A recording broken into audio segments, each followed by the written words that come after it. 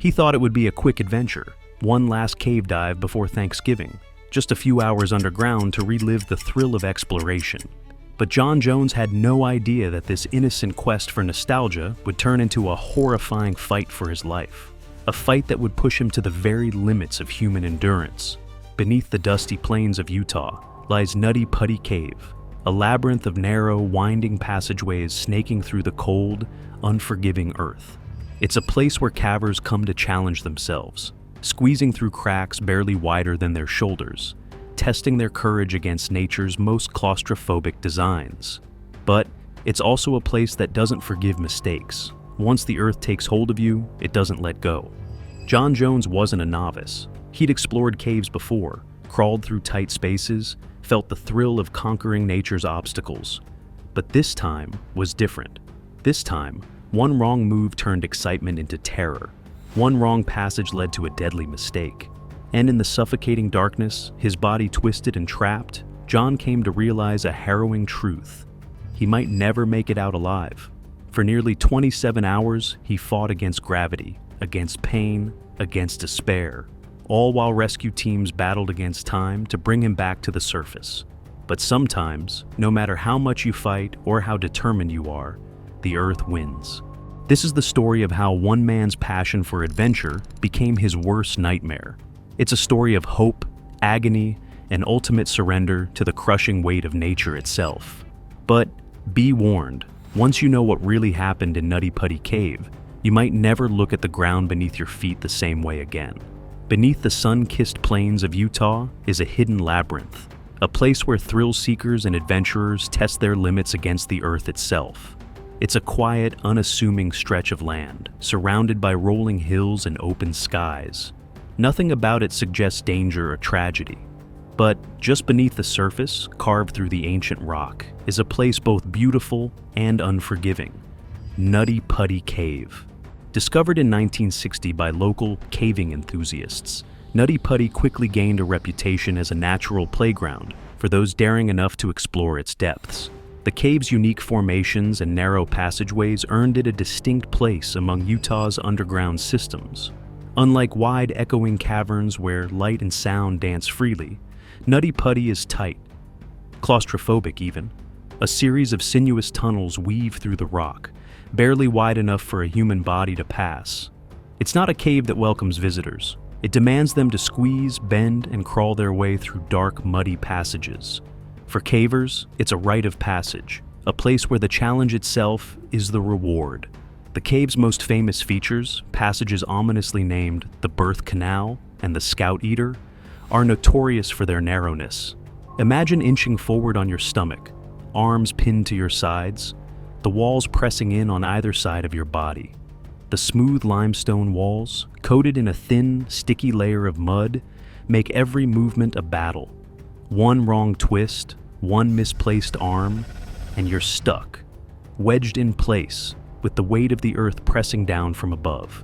The air inside Nutty Putty is heavy and suffocating, saturated with a damp, earthy scent.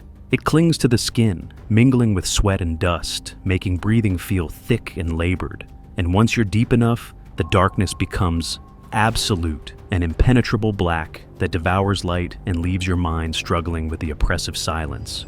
For years, Nutty Putty was considered a caver's dream, a proving ground for those brave enough to challenge nature's unforgiving architecture. Yet, alongside its reputation for adventure, came a darker, more ominous legacy. The cave had a history of trapping the uncautious, stories of climbers who underestimated the cave's complexity, finding themselves wedged and unable to turn back. Several rescue operations had already marked Nutty Putty's past before John Jones ever set foot inside. In 2004, just 5 years before John's fateful expedition, 2 teenage boys had become stuck in one of the cave's narrowest passages. They'd been lucky. Rescue teams managed to pull them out after hours of grueling effort. Their harrowing ordeal sparked conversations among the caving community about safety and whether the cave's most treacherous sections should remain accessible at all. Despite its dangers, the thrill and excitement of conquering the cave seemed to even grow. Adventurers continued to test themselves against Nutty Putty's winding maze, convinced that preparation and experience would be enough to keep them safe. But the truth was undeniable. the cave did not discriminate between experts and amateurs. Once the earth had you in its grip, it didn't matter how skilled or careful you were. One mistake could seal your fate. What made Nutty Putty particularly treacherous was the deceptive nature of its passages. Wide, spacious tunnels would suddenly narrow to suffocatingly tight squeezes without warning. Routes that appeared easy to navigate could trap you in positions that made retreat impossible. It wasn't just the size of the tunnels, but their unpredictable shape, curved and angled just enough to lock limbs and torsos into impossible positions. For many, that danger was the very appeal. Conquering Nutty Putty meant mastering fear and embracing discomfort. It meant crawling on your belly through passages named for the pain they inflicted, like the birth canal, where squeezing through felt like being pressed through solid rock, or the infamous Scout Eater, which seemed to devour those foolish enough to challenge it. John Jones knew the risks. He'd heard the stories. But to him, Nutty Putty was more than just a challenge. It was a way to reconnect with a part of himself he hadn't touched in years. Growing up, he and his siblings had explored caves together, finding freedom and thrill in the subterranean world. Now, as an adult, he wanted to reclaim that sense of adventure, sharing it with his brother and friends. But Nutty Putty wasn't the same as those childhood caves. It was tighter, darker, and infinitely more treacherous. The cave didn't care about nostalgia. It didn't care about skill or experience. It waited, silent and indifferent, ready to trap anyone who dared to underestimate it. And on that fateful day in November 2009, John Jones would become the cave's final victim, forever entombed within the passage that betrayed him.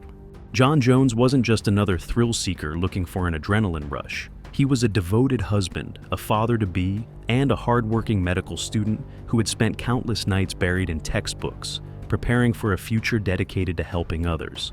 At just 26 years old, John had his whole life ahead of him, a life filled with ambition, love, and the promise of a growing family. By November 2009, John hadn't been caving in years. His focus had shifted to building a stable life with his wife, Emily, and preparing for the birth of their second child. But with Thanksgiving just around the corner, John and his family made the trip back to Utah to celebrate with loved ones. It was supposed to be a time of relaxation, a brief relaxation from the stress of medical school. That's when the idea struck him. Why not relive those childhood memories? Why not squeeze in one more adventure before heading back to his demanding routine? He wasn't looking for danger, just a little excitement, a chance to bond with his younger brother, Josh, and a few friends. Nutty Putty Cave seemed like the perfect place. It was nearby, familiar, and notorious enough to make it feel like a real challenge. The day started off lighthearted and full of energy. The group geared up, packing helmets, headlamps, gloves, and knee pads. Everything they needed to navigate the cave's unforgiving terrain. Laughter and jokes filled the beautiful autumn air as they drove out to the cave's entrance, recounting old stories and teasing each other about who would chicken out first. When they arrived at Nutty Putty Cave, the landscape was calm and serene, with no hint of the nightmare that would soon unfold. The entrance, a small hole leading into the darkness, seemed almost welcoming. For John, it felt like stepping back in time. He was ready to prove to himself that he hadn't lost his adventurous spirit, even after years of trading exploration for exams and late-night study sessions. The group descended into the cave, their headlamps cutting through the pitch black as they maneuvered through the opening passages. They were filled with excitement as they navigated the familiar routes, crawling, ducking, and squeezing through the narrow gaps. The walls were slick with moisture, and the air felt heavy, but the excitement drowned out any discomfort. John led the way with confidence, his muscles straining, but determined to show that he still had it in him. They joked about the cave's ominous names, the birth canal, and the Scout Eater, as they carefully maneuvered through each section. It was just supposed to be a quick trip, a few hours underground to relive the glory days before heading back to family and a warm Thanksgiving meal. As they ventured deeper, John couldn't help but feel a surge of pride. Despite being out of practice, he was keeping up just fine. His brother Josh followed closely behind, cracking jokes and encouraging him to push forward. In those moments, the stress of medical school faded away. Little did he know that the cave had other plans. When they reached a fork in the passage, John made a fateful decision. Wanting to explore further, he chose a downward sloping tunnel that he believed would connect to a wider section of the cave. It seemed manageable, narrow, but not impossibly tight. Without hesitation, he pressed on, sliding down on his stomach and guiding his body through the increasingly tight squeeze. His brother called out from behind, asking if he was sure about the route, but John's confidence didn't waver. He reassured Josh that he was fine, that it would open up just ahead. But as the tunnel grew narrower, John's movements became slower, more deliberate. His arms were pinned to his sides, and his headlamp cast long shadows against the smooth, muddy walls. At first, it was just uncomfortable. Then it became restrictive. Then, without warning, he felt his chest compress as the passage tightened even more. He couldn't move forward. Panic flickered at the edges of his mind, but he pushed it down, telling himself he just needed to reposition. Carefully, he exhaled to reduce his chest size, trying to wriggle through, but his body wouldn't budge. In that instant, a cold realization set in. He was stuck. Completely, utterly stuck.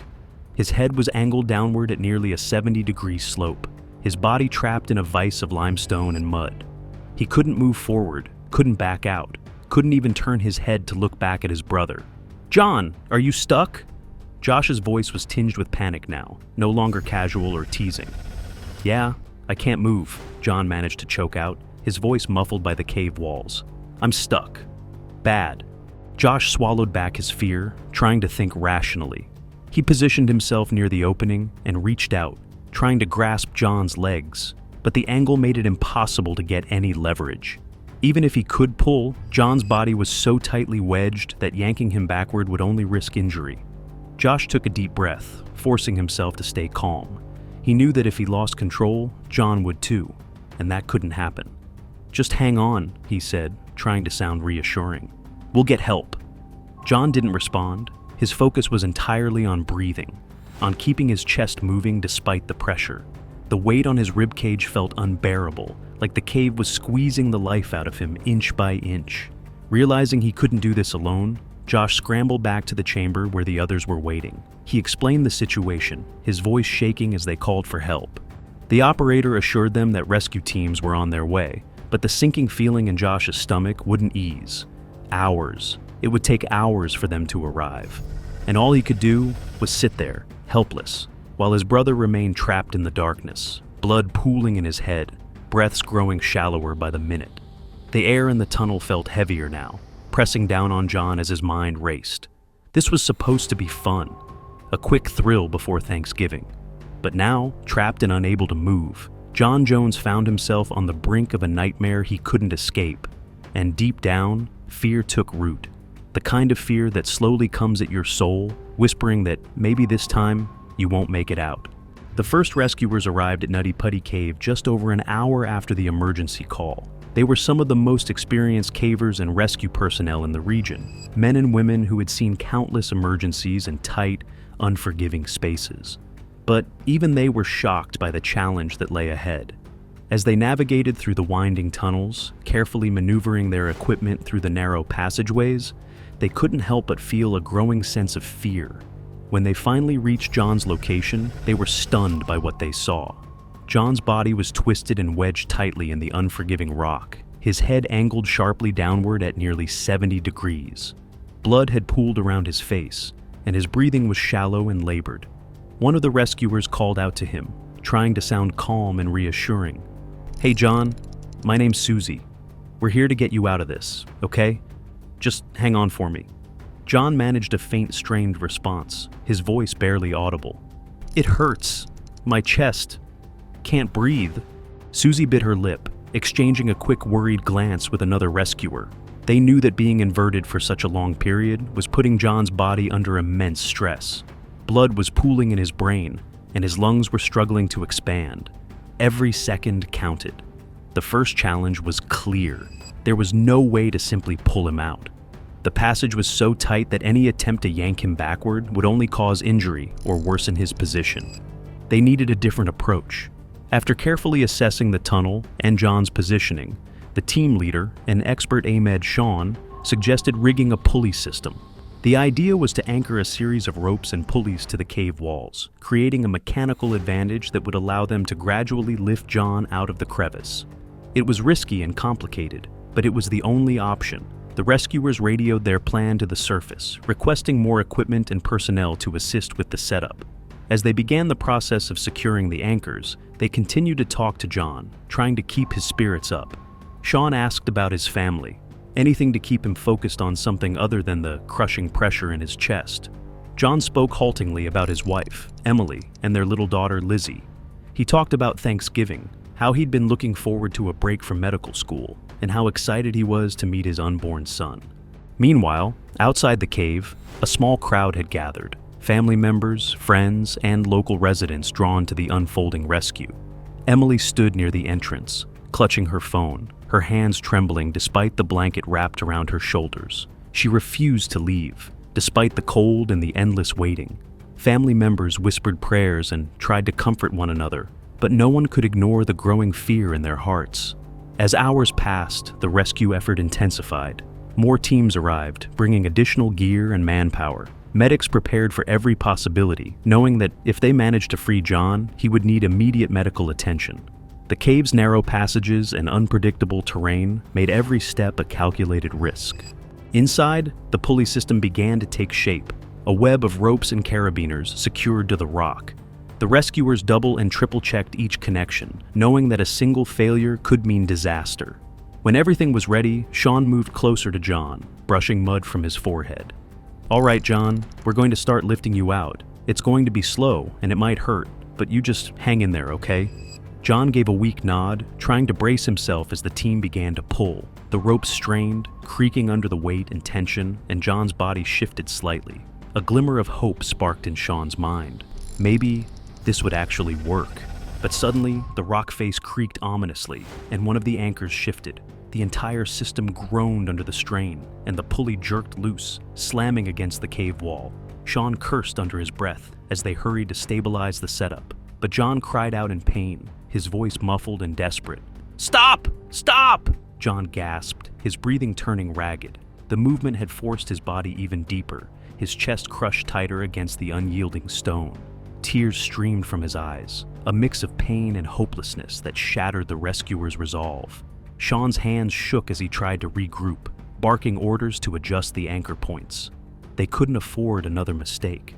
But even as they resumed their efforts, reality was sinking in. Gravity was their enemy, and they were fighting a losing battle.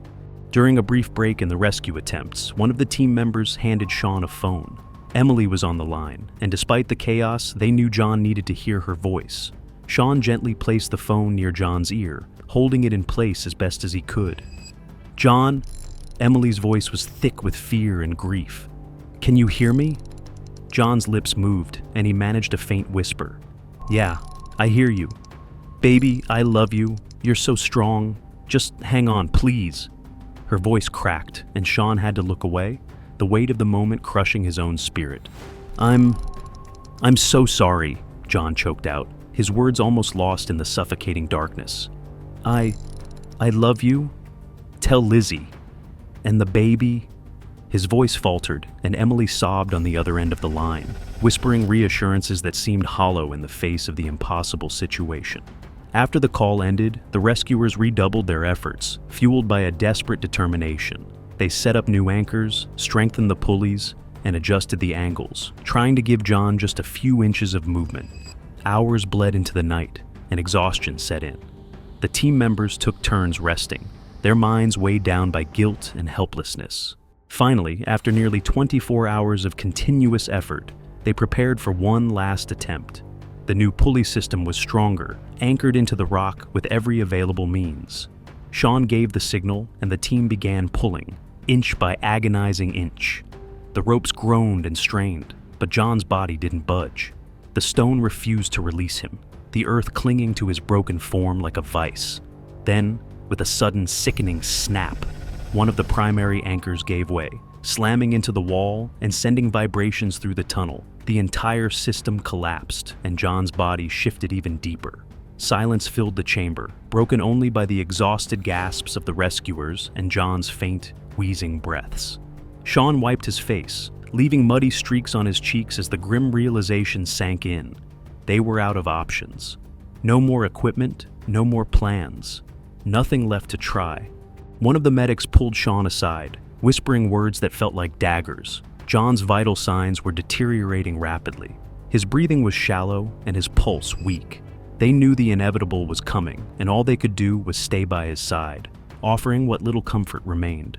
The cave had claimed him, and despite every effort, every ounce of strength and ingenuity, the earth refused to let him go.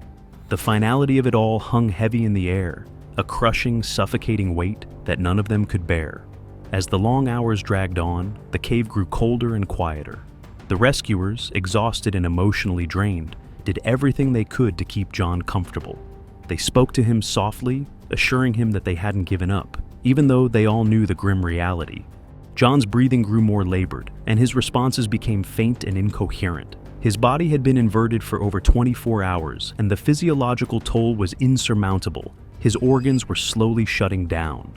Sean leaned in, placing a hand on John's shoulder, whispering words of encouragement, even as he fought back tears.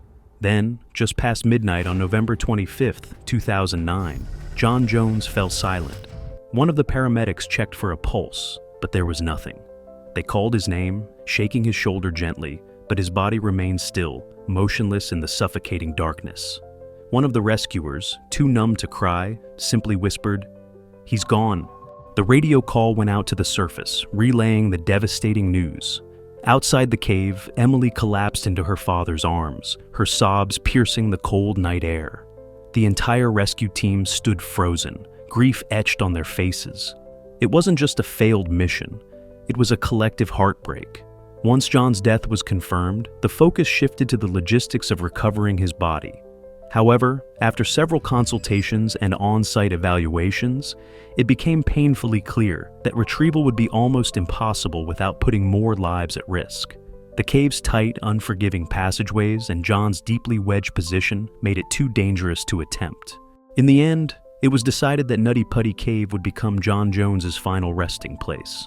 Engineers worked to seal the entrance, transforming the cave into a permanent tomb.